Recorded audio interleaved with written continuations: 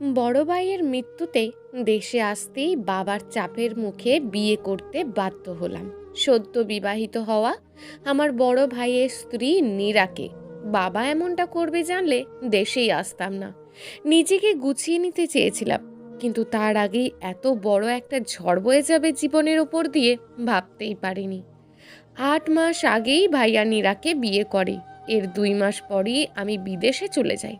নীরাকে কখনোই আমি এভাবে দেখিনি, সব সময় বড় ভাইয়ের স্ত্রীর চোখেই দেখেছি। যদিও বয়সে সে আমার অনেক ছোট, কিন্তু কখনোই ভাবতে পারিনি আমার জীবন সঙ্গী তাকে করব।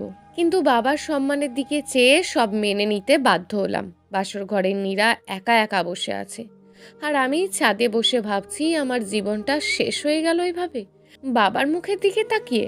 না, তা হতে দেব না। আমি এবার বিদেশে চলে গেলে আর আসবো না, আর নীরাকে কোনোভাবেই স্ত্রী হিসাবে মেনে নিতে পারবো না। রাত প্রায় 2টো বেজে গেছে। আমি নিচে নেমে গিয়ে দরজাটা খুলতেই দেখি নীরা বসে বসে কাঁদছে। আমাকে দেখেই নীরা খাট থেকে নেমে দাঁড়িয়ে গেল এবং বলতে শুরু করলো, আমাকে ক্ষমা করে দেবেন, আমার জন্য আপনাকে এমন পরিস্থিতির মধ্যে পড়তে হলো। আমি এটা জানি আপনি কোনো দিনও আমাকে মন থেকে মেনে নিতে পারবেন না, আর এটা হওয়াটাই স্বাভাবিক। অন্য কেউ হলেও মেনে নিতে পারতো না, তাই আমি কখনো কোনো প্রকার অধিকার খাটাতে আসবো না। আপনি আপনার মতন চলতে পারেন, যেমন খুশি ঠিক তেমন করে। বলেই নীরা খাটের ওপর থেকে সরে গিয়ে এক কর্নারে শুয়ে কান্না করতে থাকলো। আমি আর কিছু বললাম না। প্রচণ্ড রাগ নিয়ে বারান্দায় চলে গিয়ে একের পর এক সিগারেট টানছি। দেখতে দেখতে যে কখন রাত শেষে ভোর হয়ে এলো বুঝতেই পারিনি। নীরা বিছানা থেকে উঠে ফ্রেশ হতে চলে গেলে আমি গিয়ে বিছানায় শুয়ে পড়ি। চোখে ঘুম ঘুম লেগে আসতেই আমি ঘুমিয়ে গেলাম। 11টার দিকে মায়ের ডাকে ঘুম থেকে উঠে ফ্রেশ হয়ে নাস্তার টেবিলে গিয়ে দেখি নীরা নাস্তা রেডি করছে। প্রচণ্ড রাগ নিয়ে কোনো রকমে নাস্তা করে বাসা থেকে বের হয়ে গেলাম। মনের ভিতর আগুন জ্বলছে, কোনোভাবেই ঘরে মন টেকানো সম্ভব না। মনে মনে ভাবছি গিয়ে বন্ধুদের সাথে আড্ডা দিয়ে সময় পার করে দেব। যে কদিন দেশে আছি তার রাত করে বাড়ি ফিরবো যখন নীরা ঘুমিয়ে পড়বে। ওর মুখটাও আমার দেখতে ইচ্ছে করে না কেন জানি। ভাবতে ভাবতেই বন্ধুদের মাঝে চলে গেলাম। যেতেই বন্ধুরা বিভিন্ন রকমের মন্তব্য শুরু করলো। সরাসরি বলতে শুরু করলো, কিরে বন্ধু, কেমন রাত কাটলো, ভালোই তো পেয়েছিস ভাবিকে। আরও অনেক রকম বাজে কমেন্টস করতে শুরু করলো। ওদের কথায় মেজাজ আরও খারাপ হয়ে গেল। ওদের সাথে তেমন কোনো কথা না বলি সেখান থেকে উঠে চলে আসলাম। নিরিবিলি একটা জায়গা দেখে বসে পড়লাম। পকেট থেকে ফোনটা বের করে ডাটা কানেকশন অন করতেই মেসেঞ্জারে টুংটাং শব্দ করে দিয়ার মেসেজ আসতে শুরু করলো। দিয়ার সাথে বিদেশে থাকা অবস্থা থেকেই ফেসবুকে পরিচয়। কিছুদিনের ভিতরেই আমাদের সম্পর্কটা ভালোবাসায় রূপ নেয়। আমি কখনো বিশ্বাস করতাম না যে ভার্চুয়ালে ভালোবাসা হতে পারে, কিন্তু দিয়া তা ভুল প্রমাণ করে দিয়েছে। ও আমাকে ফোনের অন্য প্রান্ত থেকে এমনভাবে কেয়ার করেছে যে মনে হতো সে সব সময় আমার পাশেই ছিল। এত হাজার মাইলের দূরত্বকেও তখন দূরত্ব মনে হতো না। বাস্তবতার জন্য এই কয়েকদিনের মেয়েটাকে মেসেজ দিতেই পারিনি। না জানি কত কিছু ভেবে বসে আছি। ভাবতে ভাবতে মেসেজ ওপেন করতেই দেখি দিয়ার অভিমানী মেসেজ। কি, আমাকে ভুলে গেলে দেশে এসি? তুমি না বলেছিলে সব কাজ শেষ করেই আমার সাথে দেখা করবে? কই, তুমি তো এলে না। আসবে তো দূরের কথা, না একটা মেসেজ না কোনো কল। তুমি কি ঠিক আছো? আমি আর দেরি না করে দ্রুত মেসেজ ব্যাক করলাম। ঠিক আছি আমি, একটু ব্যস্ত ছিলাম বুঝোই তো তুমি। চলো আজ একসাথে লাঞ্চ করব। লিখে বসে আছি, কয়েক মিনিটের ভিতরেই দিয়ার রিপ্লাই আসলো। চলে আসো। ঠিকানা দিয়ে দিল। আমি বললাম ঠিক আছে, তুমি আসো, আমি আসছি। বলেই সেখান থেকে উঠে রওনা দিলাম দিয়ার সাথে দেখা করার জন্য। মনে মনে ভাবছি, দিয়াকে কি নীরার কথা বলবো? না, ওকে কিছুই বলা যাবে না। কিছু দিনেরই তো ব্যাপার। বিদেশ গিয়েই নীরাকে ডিভোর্স দিয়ে দেব। অযথা ওকে বলার কি দরকার? অল্প সময়ের ভিতরেই দিয়ার পাঠানো ঠিকানায় চলে আসলাম। ঠিক সময় মতন দিয়াও চলে আসলো। এসেই আমাকে জড়িয়ে ধরলো। দিয়া আধুনিক মডার্ন মেয়ে। ছবিতে ওকে যতটা সুন্দর লাগে তার চেয়ে অনেক বেশি সুন্দর আর স্মার্ট মেয়ে দিয়া। যে কোনো ছেলেই পছন্দ করতে বাধ্য হবে। দিয়াকে যত দেখছি ততই মুগ্ধ হচ্ছি। মনে হচ্ছেই না আজ আমাদের প্রথম দেখা সরাসরি। মনে হচ্ছে যুগ যুগের চেনা। নিমেষেই এই কয়েকদিনের যন্ত্রণা যেন ভুলেই গিয়েছি আমি। খুব দারুণভাবে প্রতিটা মুহূর্ত কেটে যাচ্ছে দিয়ার সাথে দুপুরের লাঞ্চ, রাতে মুভি দেখা, ডিনার করা, কেমন করে যেন সময়গুলো কেটে গেল। রাত 11:30টার দিকে দিয়াকে বিদায় দিয়ে বাড়ির উদ্দেশ্যে রওনা হলাম। মনটা আবারও খারাপ হয়ে গেল। বাসায় গিয়ে আবারও নীরার মুখ দেখতে হবে। অসহ্য একটা মেয়ে, দেখার সাথে সাথেই মনটা খারাপ হয়ে যাবে। রাত 12টার দিকে বাসায় আসলাম। কয়েকবার কলিং বেল টিপ দিতেই নীরা এসে দরজাটা খুলে দিল। শরীরের শাড়ি ঠিক মতো নেই, মনে হয় ঘুমিয়েছিল। চুলগুলো এলোমেলো হয়ে মুখের সাথে লেপ্টে ছিল। আমি কয়েক মুহূর্ত তার দিকে তাকিয়েছিলাম। আমাকে তাকিয়ে থাকতে দেখে সে চোখ নামিয়ে নিল। সেই মুহূর্তে আমার খুব ইচ্ছে করছিল তার মুখ থেকে চুলগুলো সরিয়ে দিতে। এক অন্যরকম মাদকতায় সেই মুহূর্তে আমাকে পেয়ে বসেছিল। পরক্ষণেই নিজেকে সামলে আমি ঘরে ঢুকে এলাম। এসব আমি কি ভাবছি? না, এগুলো ভাবা মোটেও আমার ঠিক হচ্ছে না। কোনোভাবেই আমার নীরার প্রতি মায়া বাড়ানো যাবে না। আমি দিয়াকে ভালোবাসি, আর দেশে থেকে চলে গেলেই নীরাকে ডিভোর্সের পেপার পাঠিয়ে দেব।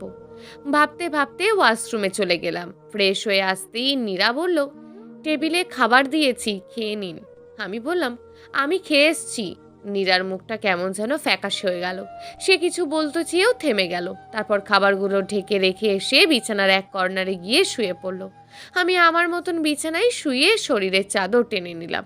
কি করব ভাবতে ভাবতে একসময় ঘুমিয়ে গেলাম। গভীর রাতে হঠাৎ আমার ঘুম ভেঙে যায়। আমি লক্ষ্য করি নীরার দুটি হাত আমার শরীরের ওপরে। সে শীতে কাঁপছে। আমি আস্তে করে তার দুটো হাত নামিয়ে দিয়ে চাদরটা তার গায়ে টেনে দিয়ে তার দিকে তাকাতেই লক্ষ্য করলাম ঘুমন্ত নীরাকে সত্যিই অনেক রূপবতী লাগছে। ঘুমন্ত সব মেয়েকেই শুনেছি রূপবতী লাগে, আজ বাস্তবে তা দেখলাম। নীরার দিকে তাকিয়ে থাকতে থাকতে কখন যে ভোর হয়ে গেছে খেয়ালই করিনি। নীরা ভোরে ঘুম থেকে উঠতেই আমি দু চোখ বন্ধ করে নিলাম, যেন নীরা কোনো কিছু না বুঝতে পারে। নীরা বিছানা ছেড়ে আলমারি থেকে শাড়ি নিয়ে চলে গেল ওয়াশরুমে গোসলের জন্য। কিছু সময়ের ভিতরেই নীরা গোসল করে বের হয়ে আসতেই আমি উঠে বসলাম নিজে ফ্রেশ হওয়ার জন্য। ফ্রেশ হয়ে এসে নীরার দিকে তাকাতেই আমার চোখ আটকে গেল। নীরার ভেজা চুল বেয়ে পানি পড়ছে। সূর্যের আলোয় অন্যরকম সুন্দর লাগছে নীরাকে। শাড়িতে যে একটা মেয়েকে এত সুন্দর লাগতে পারে, নীরাকে না দেখলে কখনোই বুঝতে পারতাম না। আমাকে নীরা এভাবে তাকিয়ে থাকতে দেখে প্রশ্ন করলো, কিছু বলবেন? আমি তার কথায় থতমত খেয়ে গেলাম। আমি কোনো কথা না বলেই সোজা ওয়াশরুমে চলে গেলাম। ওয়াশরুম থেকে বের হয়ে ফোনটা হাতে নিয়ে ডাটা অন করতেই দেখি দিয়ার মেসেজ। বিছানায় শুয়ে শুয়ে দিয়ার সাথে চ্যাটিং করছি। এমন সময় নীরা এসে বলল, নাস্তা রেডি করছি, খাবেন চলেন। আমি কোনো কথা না বলে আবারও চ্যাটিংয়ে মনোযোগ দিলাম। নীরা কিছু সময় পর ফিরে এসে আবারও একই কথা বলল। মেজাজটা খারাপ হয়ে গেল। আমি খাট থেকে নেমে না খেয়েই বাসা থেকে বেরিয়ে পড়লাম। বাসা থেকে বের হওয়ার সময় নীরা আমাকে পিছন থেকে একবারও ডাক দিলেও আমার রাগান্বিত চোখ দেখে আর কিছু বলেনি। আমি সোজা দোকানে গিয়ে চায়ের অর্ডার দিয়ে সিগারেট জ্বালালাম। দিয়াকে মেসেজ দিলাম, আজ একসাথে লাঞ্চ করতে আসতে পারবে কিনা। দিয়া বলল আসবে। আমি দোকান থেকে চা সিগারেট খেয়ে বেরিয়ে পড়লাম দিয়ার সাথে দেখা করার জন্য। অনেক সময় ধরে অপেক্ষা করছি। দিয়াকে কয়েকবার মেসেঞ্জারে নক করেছি। সে শুধু বলে অপেক্ষা করো, আসছি। অনেক সময় অপেক্ষার পর দিয়া আসলো। আমি জিজ্ঞাসা করলাম, এত দেরি হলো যে? দিয়া ভুরু কুচকিয়ে আমার দিকে তাকিয়ে বলল, তুমি কি আমাকে দেখে বুঝতে পারছো না কতটা সাজগোজ করেছি তোমার সাথে দেখা করতে আসার জন্য? বাসা থেকে রেডি হয়ে বের হয়ে পার্লারে গেছি, ফেসিয়াল করেছি, তারপর তোমার সাথে দেখা করতে আসছি, আর তুমি আমাকে এভাবে প্রশ্ন করতে পারলে? আমি দিয়াকে বললাম, এত কিছু করার কি দরকার ছিল? তুমি তো এমনিতেই সুন্দর। দিয়া রেগে উঠে বলল, কি বলো? রূপচর্চা করবো না মানে কি? আর তুমি ভালো করেই জানো আমি ত্বকের যত্ন নিই কতটা। আমি আর কিছু বললাম না। আমার চোখের সামনে ভেসে উঠল নীরার মেকআপবিহীন মুখটা, যে মুখে একটা মায়াবী ভাব আছে। দিয়া বলে উঠল, এই কি হলো, চুপ করে আছো কেন? আমি নিজেকে সামলে নিয়ে, কই না তো। দিয়া বলল, চলো ক্ষুধা লেগেছে। তারপর দুজনে রেস্টুরেন্টে চলে গেলাম। খাবার অর্ডার করার কিছু সময় পর খাবার দিয়ে গেল। আমি খাচ্ছি আর দিয়াকে বারবার করে দেখছি। দিয়ার ভিতর কিসের এত অহংকার? ও সুন্দর, এটাই কি ওর অহংকার? দিয়া বলল, এই তাকিয়ে কি দেখো? আমি বললাম, না কিছু না। খাবার খেতে খেতে বৃষ্টি শুরু হলো। বৃষ্টি আমার অনেক ভালো লাগে, ছোটবেলা থেকেই খুব পছন্দ। মনে খুব ইচ্ছে জাগলো দিয়াকে সঙ্গে নিয়ে ভেজার জন্য, কিন্তু দিয়া কি রাজি হবে? ভাবতে ভাবতে খাচ্ছি। খাওয়া শেষ করে কতটা সময় বসে দিয়ার সাথে গল্প করলাম, বৃষ্টিতে ভেজার ইচ্ছেটাও আরও বেড়ে গেল। আমি দিয়ার হাত ধরে নিয়ে হোটেলের সামনে এসে বললাম, চলো আজ দুজনে বৃষ্টিতে ভিজবো। দিয়া আমার হাত থেকে টান দিয়ে ওর হাতটা সরিয়ে নিয়ে বলল, তুমি কি পাগল হয়েছো নাকি? এত টাকা খরচ করে আমি মেকআপ করে এসেছি বৃষ্টিতে ভেজার জন্য? যত সব উদ্ভট কথাবার্তা বলো তুমি সিয়াম। তোমার কি হয়েছে হঠাৎ? তুমি গ্রাম্য ভূত হয়ে গেলে নাকি? এটা কেমন শখ তোমার? দিয়ার কথায় প্রচণ্ড আঘাত পেলাম, তবুও নিজেকে শান্ত রাখলাম। দিয়াকে যে ভালোবাসি। তখনই দিয়া বলে উঠল, তুমি তোমার এইসব ন্যাকামো পরিবর্তন করো, না হয় আমার তোমার সাথে আগামী পথ চলতে নতুন করে ভাবতে হবে। বলে সে একটা সিএনজি ডাক দিয়ে উঠে গেল। আমি ডাক দিলাম, কিন্তু আমার আর কোনো কথাই দিয়া শুনল না। মেজাজটা তখন প্রচণ্ড খারাপ হয়ে গেল। এত কিসেরই গদিয়ার? তারপরেও নিজেকে সামলে নিলাম, হয়তো ভালোবাসি বলে। মন খারাপ হয়ে গেল, তাই আর বাহিরে থাকতে ইচ্ছে করছে না। এদিকে বৃষ্টি থামার কোনো নামই নেই, তাই বাধ্য হয়ে আমিও সিএনজি নিয়ে বাসার উদ্দেশ্যে রওনা হলাম। বাসায় এসে কলিং বেল চাপতেই মা এসে দরজা খুলে দিল। আমি রুমে গিয়ে দেখি নীরা নেই। মনে মনে বললাম, ভালোই হয়েছে, ওকে দেখলে মন আরও খারাপ হয়ে যেত। আমি বারান্দায় দাঁড়িয়ে একটা সিগারেট জ্বালিয়ে বাহিরের বৃষ্টি দেখছি। সিগারেট শেষ করে রুমে ঢুকে খাটে বসতেই নীরার দরজা খুলে ঘরে ঢুকলো। ওকে দেখে আমার প্রচণ্ড রাগ হওয়ার কথা, কিন্তু ওর দিকে ভালো করে তাকিয়ে দেখলাম পুরো শরীর ভেজা। কেমন করে যেন রাগটা কমে গেল। ও লাজুকভাবে মাথা নিচু করে দাঁড়িয়ে আছে, শরীর থেকে টপ টপ করে পানি বেয়ে পড়ছে। বৃষ্টিতে এত সময় ভিজেছে তা বুঝতে আমার আর বাকি রইল না। আমি অন্যদিকে তাকিয়ে রইলাম। ও দৌড়ে ওয়াশরুমে চলে গেল। ওর শাড়ি বেয়ে পুরো ঘরে পানি পড়েছে। আমি চুপ করে বিছানায় শুয়ে পড়লাম। অল্প সময়ের ভিতরেই নীরা শাড়ি চেঞ্জ করে তোয়ালে দিয়ে চুল মুছতে মুছতে বের হলো। নীল রঙের একটা শাড়ি পরেছে নীরা। নীল রং আমার সবচেয়ে পছন্দের রং হবার কারণে চোখ আটকে গেল নীরার দিকে। অপূর্ব সুন্দর লাগছে নীরাকে। আয়নার সামনে গিয়ে চোখে কাজল দিচ্ছে। আয়নায় নীরার প্রতিবিম্ব ভেসে আসছে। সাধারণ সাজে অপলক সুন্দর লাগছে নীরাকে। নীরার সাজা শেষ করে আমার দিকে তাকাতেই আমি নিজেকে লোকাতে চাইলাম, কিন্তু আমি জানি আমি তা পারিনি। নীরা আমার পাশে এসে বলল, আজ এত তাড়াতাড়ি চলে আসলেন বাসায়? আমি বললাম, এমনিতেই। দরকার না থাকলে আমার সাথে কোনো কথা বলার প্রয়োজন নেই। নীরার মুখটা ফ্যাকাশে হয়ে গেল। সে মাথা নিচু করে বলল, আচ্ছা আমাকে কেমন লাগছে আজ? আমি ওর দিকে না তাকিয়ে বললাম, যেমন ছিলে তেমন। নীরা আর কোনো কথা না বলে চলে গেল ঘর থেকে বাহির হয়ে। আমি মেসেঞ্জার অন করে দিয়াকে নক করলাম। বললাম, রাগ করেছো? দিয়া রিপ্লাই করলো, রাগ করবো না তো কি করব? তুমি দেশে এসে কেমন হয়ে গেছো একবার ভেবে দেখেছো? কি সব গ্রামের মেয়েদের মতন তুমি আমাকে থাকতে বলছো? জানো আমার কতটা কষ্ট লেগেছে? আমি বললাম, দেখো আমি এভাবে বলতে চাইনি, আসলে সব সময় এগুলো ব্যবহার করলে তো স্কিন নষ্ট হয়ে যাবে। দিয়ার আগের ইমোজি দিয়ে লিখলো, দেখো শ্যাম, এই বয়সে যদি ফ্যাশন না করি, ত্বকের যত্ন না করি, তবে কি বুড়ি হয়ে করব? আমি বললাম, আচ্ছা ঠিক আছে, তোমার যেমন খুশি তেমন করে সেজো। দিয়া আমাকে বলো, দেখো আমার মডার্ন ছেলে ছাড়া পছন্দ না। তুমি বিদেশে ছিলে তখন একরকম ছিলে, কিন্তু দেশে এসে তোমার পরিবর্তন হয়ে গেছে। আমি তোমাকে ওই রকমই দেখতে চাই। আমার সাথে খ্যাত টাইপ কথাবার্তা কখনোই বলবে না আর, তাহলে হয়তো আমাদের রিলেশনটা আর কন্টিনিউ করা সম্ভব হবে না। দিয়ার কথায় প্রচণ্ড আঘাত পেলাম। এগুলো কি বলছে দিয়া? আজ প্রায় 4 মাস ধরে ওর সাথে সম্পর্ক, হঠাৎ করে এতটা পরিবর্তন কেন? আমিও তারপরে নিজেকে সংযত করে নিলাম। এমনিতেই সংসারের অশান্তিতে আছি, তার উপর যদি দিয়ার সাথেও ঝামেলা করি তবে মনটা আরও খারাপ হয়ে যাবে। তাই ওকে বললাম, আচ্ছা ঠিক আছে, আমি যেমন ছিলাম তেমনই থাকবো।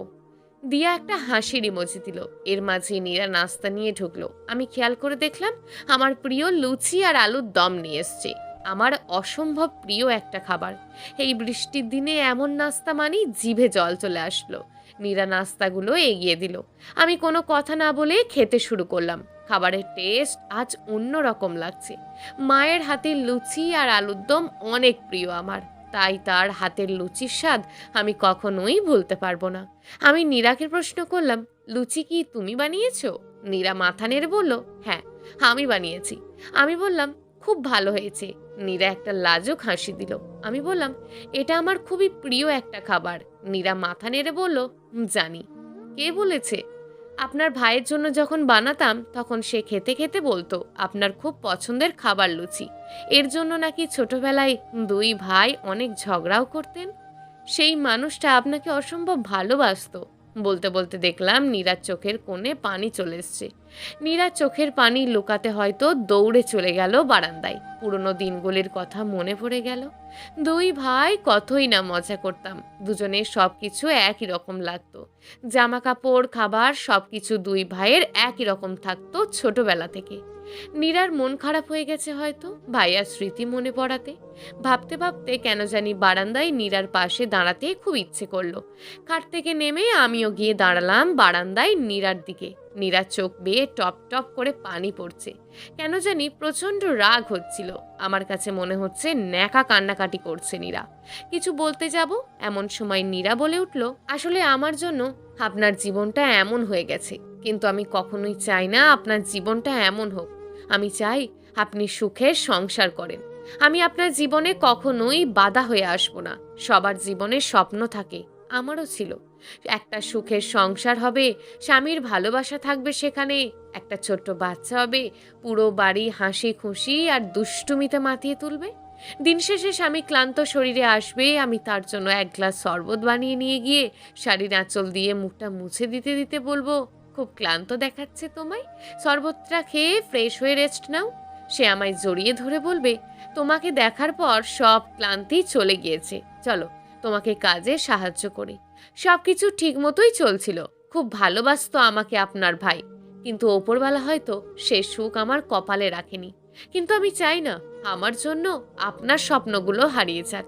আমি চাই আপনার জীবনটা সুন্দর করে গোছানো হোক, আপনার স্বপ্নগুলো সত্যি হোক। আমি চাই আপনি পরিপূর্ণ হন জীবনে। কথাগুলো বলছে আর মুক্তদানার মতন চোখ পানি বেয়ে পড়ছে নীরার চোখ থেকে। আমি আর কিছু না বলে সিগারেট শেষ করে চলে আসলাম রুমের ভিতর। বিছানায় শুয়ে পড়লাম। নীরা তখনও বারান্দায় দাঁড়িয়ে কান্না করেই চলেছে। আমার কাছে ভালো লাগছে না কোনো কিছুই। খারাপ লাগছে নীরার জন্য। ওর তো কোনো দোষ নেই। না, আমি কোনো কিছু নিয়ে ভাবতে চাই না। আমি কোনো মায়ায় পড়তে চাই না। মোবাইল হাতে নিয়ে দেখিয়ে দিয়াকে মেসেজ করলাম। দিয়ার সাথে দীর্ঘ সময় চ্যাটিং করলাম। কোনো কিছুই ভালো লাগছে না। কেমন যেন সব এলোমেলো মনে হচ্ছে। জীবনে এমন একটা মুহূর্ত আসবে আমি কল্পনাও করতে পারিনি। নীরা ঘর থেকে বের হয়ে গেল।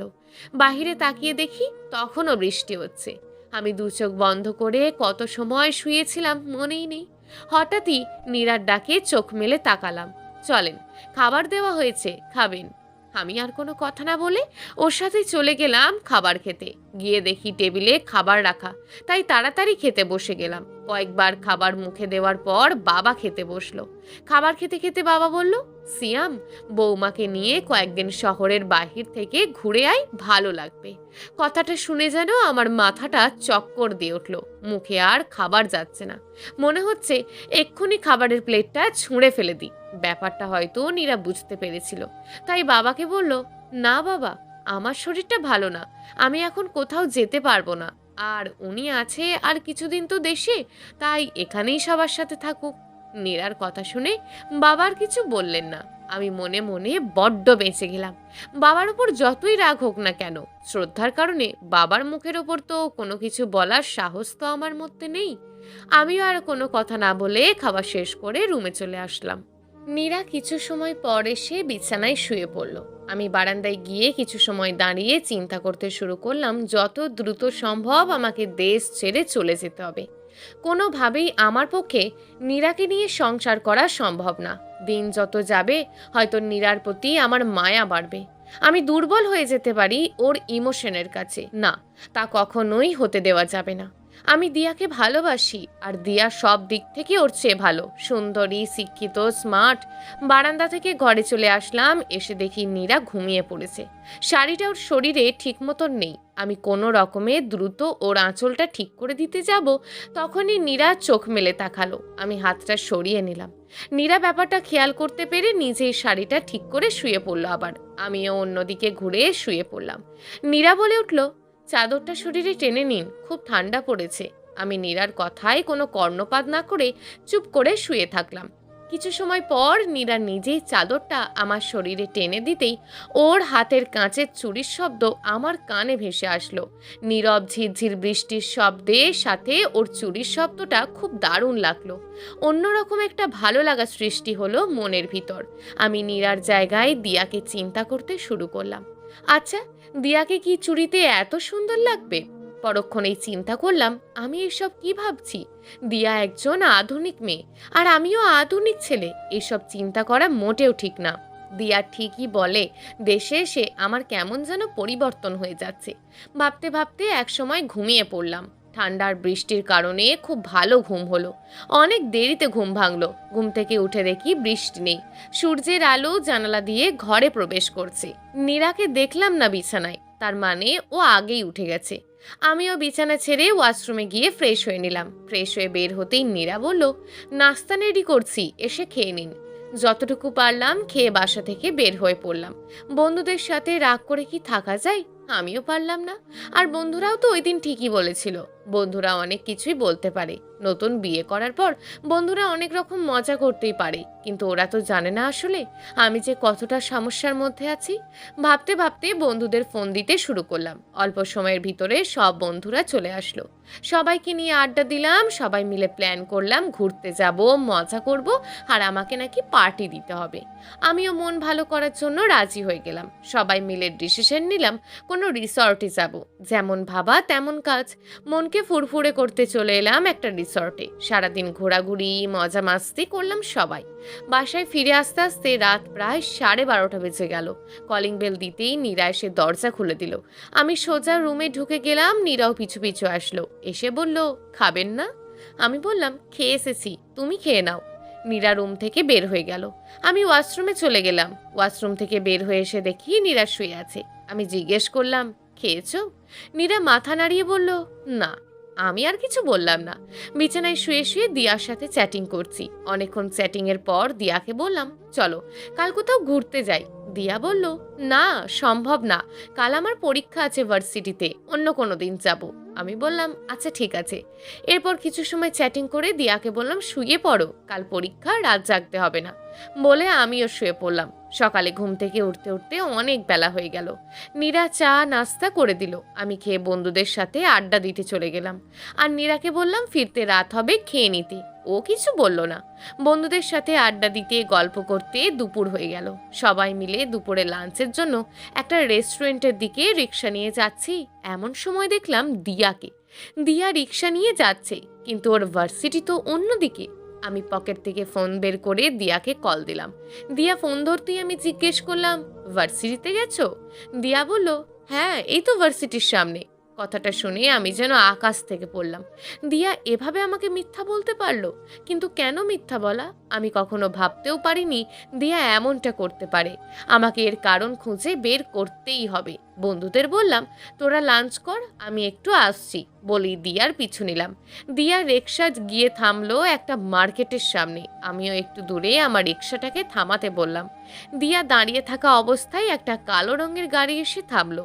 গাড়ি থেকে একটা ছেলে বের হতেই দিয়া দৌড়ে তার বুকে ছুটে গেল। এমন দৃশ্য দেখবো আমি কখনো ভাবিনি। শুধু যদি বুকে ছুটে গিয়ে ক্ষান্ত হতো তবুও মেনে নিতে পারতাম, কিন্তু প্রকাশ্য দিয়া সেই ছেলেটাকে কিস করলো। এমন দৃশ্য দেখার পরে কোনো প্রেমিকের পক্ষে সেখানে দাঁড়িয়ে থাকা সম্ভব না। চোখ দুটো যেন আমার বন্ধ হয়ে আসছিল। কি হচ্ছিল এসব আমার সাথে? কোনো কিছুই আমার সাথে যাচ্ছিল না। সবই যেন আমার বিপরীত। দিয়া এমনটা কি করে করতে পারলো? আমার মাথায় সে সময় কোনো কিছুই কাজ করছিল না। ইচ্ছে করছিল গিয়ে দিয়াকে প্রশ্ন করতে, কেন এমনটা করলো আমার সাথে, কিন্তু তা করতে পারলাম না। ওর প্রতি নারীদের প্রচণ্ড ঘৃণার সৃষ্টি হয়ে গেছিল সেই সময়। ওখানে না দাঁড়িয়ে আমি সোজা বন্ধুদের কাছে চলে গেলাম। রাগে পুরো শরীর পুড়ে যাচ্ছে। ইচ্ছে করছে দিয়ার গলাটা চেপে ধরে প্রশ্ন করতে, এটাই কি তোমার আধুনিকতা? কোনোভাবেই যেন নিজেকে আর আটকাতে পারছিলাম না। না পারছিলাম পরিবারের মানুষগুলোর দেওয়া আঘাত নিতে, না দিয়ার দেওয়া আঘাতটা। সেই রাতে বন্ধুদের সাথে প্রচণ্ড ড্রিঙ্কস করে পুরো মাতাল হয়ে বাসায় ফিরি। কলিং বেলটা কয়েকবার চাপতেই নীরা দরজা খোলে। আমি সোজা চলে যাই রুমের ভিতর। রুমে গিয়ে জামা কাপড় চেঞ্জ না করেই বিছানায় শুয়ে পড়ি। মাথাটা কেমন যেন ঘুরছিল। নীরাও আমার সাথে সাথে ঘরে ঢুকে নাক চেপে ধরে বলে, আপনি মদ খেয়ে এসেছেন? নীরার কথায় ওর দিকে ঘুরে তাকিয়ে দেখলাম ওর চুলগুলো এলোমেলো হয়ে আছে, চোখ দুটো লাল, মনে হয় কিছু সময় আগে কান্না করেছে। নেশাটা প্রচণ্ডভাবে ধরেছিল। ওর কথার উত্তর না দিয়ে আমি ওর দিকে চেয়ে আছি। নীরা আবার বলে উঠল, কি হলো, উত্তর দিচ্ছেন না কেন? আমি আপনাকে তো বলেইছিলাম আপনার জীবনে কোনো বাধা হয়ে দাঁড়াবো না, তারপরেও কেন আপনি এমন করছেন? বলতে বলতে আমার সামনে আসতেই আমি ওর হাত ধরে টান দিয়ে ওর বুকের সাথে চেপে ধরি। তখন আমার মাঝে শুধু একটা জিনিসই কাজ করছিল, সব মেয়েরাই বেঈমান, বিশ্বাসঘাতক। হয়তো সেটা দিয়ার দেওয়া আঘাতের কারণেই, কিংবা নীরাকে ওই অবস্থায় দেখে আমি ওর মোহে পড়ে যাই। নীরা সে রাতে আপ্রাণ চেষ্টা করে উঠে যাওয়ার জন্য। নীরা চেষ্টা করে নিজেকে আমার বাহুডোর থেকে ছাড়িয়ে নেওয়ার জন্য। একটা সময় ওর সব চেষ্টা ব্যর্থ হয়, পেরে ওঠে না আমার শক্তির সাথে। সে রাতে নীরা নিজেকে বিসর্জিত করে আমার কাছে। আমি হিংস্র হায়নার ওপর ঝাঁপিয়ে পড়ি, নীরার দেহের ওপর। যখন আমার হুঁশ ফেরে তখন অনেক দেরি হয়ে গিয়েছে। সকালে যখন চোখ মিলে দেখলাম নীরার দেহটা আমার শরীরের ওপর, তখন আমি রাতের ঘটনাটা মনে করতেই নিজেকে খুব ছোট মনে করতে লাগলাম। যদিও নীরা আমার স্ত্রী, কিন্তু তাকে আমি স্ত্রীর মর্যাদা দিইনি, আর তার সাথে আমি সংসারও করব না। কিন্তু রাতে যা করেছি তা খুবই অন্যায় কাজ করেছি। প্রচণ্ড অনুশোচনায় ভুগতে শুরু করলাম। আমি বিছানা ছেড়ে উঠে ফ্রেশ হয়ে বাসা থেকে বের হয়ে গেলাম। তখনও নীরা ঘুমাচ্ছিল। নিজেকে অনেক ছোট মনে হচ্ছিল। সারা দিন বন্ধুদের সাথে আড্ডা দিয়ে সন্ধ্যায় বাসায় ফিরি। রুমে গিয়ে দেখি নীরা বারান্দায় দাঁড়িয়ে আছে, হয়তো কান্না করছে। আমিও বারান্দায় চলে যাই। আমাকে দেখে নীরা চোখের পানি মুছে জিজ্ঞেস করে, কখন আসলেন? আমি বলি, মাত্রই আসলাম। নীরা বলল, আপনি দাঁড়ান, আমি চা করে নিয়ে আসছি। আমি নীরার হাতটা চেপে ধরে বললাম, দেখো, কাল রাতে যা হয়েছে তার জন্য আমি অনুতপ্ত, তুমি কিছু মনে করো না। নীরা চুপ করে রইল অনেক সময়, কোনো কথা বলল না। তারপর বলল, ভুলের কিছুই হয়নি, আপনার অধিকার আছে সম্পূর্ণ আমার উপর। আমি আর কিছু বলতে পারলাম না। হয়তো সেদিন সে আমার ব্যবহারে অনেক কষ্ট পেয়েছিল, আমিও অনুশোচনায় ভুগতেছিলাম। সব দিক থেকে আমি পুরো হতাশ হয়ে গিয়েছিলাম, তাই আর দেশে থাকতে ইচ্ছে করছিল না। হতাশ থেকে মুক্তি পাওয়ার জন্য ছুটি শেষ হওয়ার আগেই বিদেশে চলে যাওয়ার সিদ্ধান্ত নিলাম। নীরার সাথে তেমন কোনো কথা হতো না। নীরাও হয়তো রাগে অভিমানে আমার দিক থেকে মুখ ফিরিয়ে নিয়েছিল। যে নীরা এত কিছুর পরেও হাসি খুশি থাকার চেষ্টা করত, সে নীরাও কেমন যেন মন মরা হয়ে গেল। ওর হাসি কান্নাকেও আমি পাথর বানিয়ে দিই। এদিকে সেদিনের পর দিয়ার সাথেও আর তেমন কোনো যোগাযোগ করতাম না। যদিও দিয়াও যোগাযোগ করার চেষ্টা করতো, ফোন দিত, আমি এড়িয়ে যাওয়ার চেষ্টা করতাম। দিয়া প্রতিদিনই ফোন দিত, কখনো আমি রিসিভ করতাম, কখনো করতাম না। নিজের ভিতরটা জ্বলে পুড়ে যাচ্ছিল অনুশোচনায়। নীরার সাথে আমি অনেক বড় অন্যায় করে ফেলেছি, এটা ভেবে দিন দিন আমি মানসিকভাবে ভেঙে পড়ছিলাম। নীরা প্রয়োজন ছাড়া আমার সাথে আর একটা কথাও বলতো না। হঠাৎ একদিন বন্ধুদের সাথে দেখা করতে যাওয়ার সময় বাসায় ফোনটা রেখে চলে যায়। বন্ধুদের সাথে যখন রাতে আড্ডা দিয়ে বাসায় ফিরি, তখন নীরা আমাকে বলে, আপনাকে একটা মেয়ে ফোন দিয়েছিল, সম্ভবত মেয়েটা আপনাকে অনেক ভালোবাসে, কাল সে আপনার সাথে দেখা করতে চাইছে। আমি থতমত খেয়ে যাই। আমি বুঝতে পারি যে দিয়াই ফোন দিয়েছিল। নীরা বলতে শুরু করলো, জীবন এভাবে চলে না, আপনি মেয়েটার সাথে দেখা করেন, মেয়েটা অনেক কান্না করেছে, মেয়েটা সত্যি সত্যি হয়তো আপনাকে অনেক ভালোবাসে। নীরার কথায় প্রচণ্ড রাগ উঠল আমার। আমি রেগে গিয়ে নীরাকে বললাম, কিসের ভালোবাসা? কাকে ভালোবাসা বলে? তুমি যে আমাকে ভালোবাসো সেটা তুমি জানো? নীরা আমার দিকে কয়েক সেকেন্ড তাকিয়ে তারপর বলল, আমি আপনাকে ভালোবাসি না। বলেই নীরা ছুটে চলে গেল বারান্দায়। আমিও নীরার সাথে ছুটে গেলাম। নীরা কান্না করছে। আমি বললাম, এই, কান্না করবে না, তুমি বলছো আমি যাব, কিন্তু কোনো রকম কান্না করবে না। নীরা চোখের পানি মুছতে মুছতে বলল, হ্যাঁ, আপনি আগামী কালকেই যাবেন এবং ওই মেয়ের সাথে কথা বলবেন। প্রয়োজনে যদি দুজনের কথা বলে ভালো লাগে, বিয়ে করে বাসায় নিয়ে আসবেন। আমি আপনাদের পথের বাধা হব না। তারপর আর আমাদের মাঝে এই বিষয়ে আর কোনো কথা হলো না। আমি দিয়াকে মেসেজ দিয়ে বললাম, কাল আমি তোমার সাথে দেখা করব, কোথায় কখন দেখা করব তা তাকে জানিয়ে দিলাম। দিয়াও বলল, ঠিক আছে, সময় মতন আসবে। তারপর আর কোনো কথা বললাম না। মনে মনে ভাবলাম, ওকে সেদিনের কথা বলবো যা আমি দেখেছি। কিছু সময় পর নীরা রাতের খাবার নিয়ে ডাক দিল। রাতের খাবার খেয়ে এসে বিছানায় শুয়ে পড়লাম। নীরাও এসে পাশে শুয়ে পড়ল। দুজনের মাঝে সে রাতে আর কোনো কথা হলো না। সকালে উঠে ফ্রেশ হয়ে নাস্তা করে বের হলাম দিয়ার সাথে দেখা করার জন্য। যেখানে দেখা করার কথা সেখানে চলে গেলাম। অপেক্ষা করতে শুরু করলাম দিয়ার আসার। আমি ঘড়ির দিকে তাকিয়ে দেখি আগেই চলে এসেছি। সময় মতন দিয়াও চলে আসলো। আমাকে দেখে দৌড়ে আমার বুকে ছুটে আসলো। ও আমার বুকে মাথা রাখতেই আমার সেদিনের কথা মনে পড়ে গেল। সাথে সাথেই দিয়াকে ধাক্কা দিয়ে বুক থেকে সরিয়ে দিলাম। দিয়া আমার দিকে তাকিয়ে বলল, এটা কি হলো? আর তুমি এভাবে আমাকে এড়িয়ে যাচ্ছ কেন শিয়াম? আমি বললাম, সেদিন পরীক্ষা কেমন দিয়েছ? ভালো দিয়েছি। মেজাজটা খুবই গরম হয়ে গেল। আমার সামনে এসেও দিয়া কিভাবে মিথ্যে কথাটা বলছে? আমার ধৈর্য আর কোলায় না। আমি বললাম, তুমি এত মিথ্যা বলো কিভাবে? তা পরীক্ষা কি তার বুকে আর ঠোঁটে দিয়েছিলে নাকি? আরও কিছু বলতে পারলাম না, আর নিজের বিবেকের কাছেই বাঁধল। দিয়া তবুও অস্বীকার করে বলে, এগুলো কি উল্টোপাল্টা কথা বলছো তুমি? আমি ঠাস করে একটা চর বসিয়ে দিয়ে বললাম, আমি মিথ্যা বলছি? ওই দিন ওই জায়গায় তুই যাসনি? একটা ছেলের সাথে দেখা করিসনি? দিয়া বলে উঠল, হ্যাঁ করেছি। তো কি হয়েছে? তোমার যদি ভালো না লাগে চলে যাও, আর কখনো আমি তোমার সাথে যোগাযোগ করব না। তোমার মতন কত শত ছেলে আমার পিছনে ঘোরে। কথাটা শুনেই ইচ্ছে করছিল এক্ষুনি ওর গলাটা টিপে ধরি, কিন্তু পারলাম না। নিজেকে অনেক ছোট মনে হচ্ছিল আমার কাছে। আমি ওকে আর কিছু না বলে ওখান থেকে চলে আসলাম। মনটা খারাপ হয়ে গেল। ভেবেছিলাম হয়তো ও সত্যিটা বলবে, তখন সব বলে ওকে আমি ক্ষমা করে দেব। কিন্তু ও যা বলল তারপর ওর সাথে থাকা বা ক্ষমা করার প্রশ্নই ওঠে না। মনের ভিতর মেয়েদের প্রতি আরও কিছু ঘৃণার জন্ম নিল। রাগে জ্বলতে জ্বলতে বাসায় চলে আসলাম। বাসায় এসে রুমে বসতেই নীরা এক গ্লাস শরবত এসে দিল। তারপর পাশে বসে বলল, সমস্যার সমাধান হয়েছে আপনাদের? আমি কোনো কথা বললাম না। নীরার দিকে চেয়ে দেখি চোখ দুটো লাল বর্ণ হয়ে আছে। নীরা বলল, আমি কিছুদিনের জন্য বাবার বাড়ি যাব, যদি দিয়ে আসতেন ভালো হতো।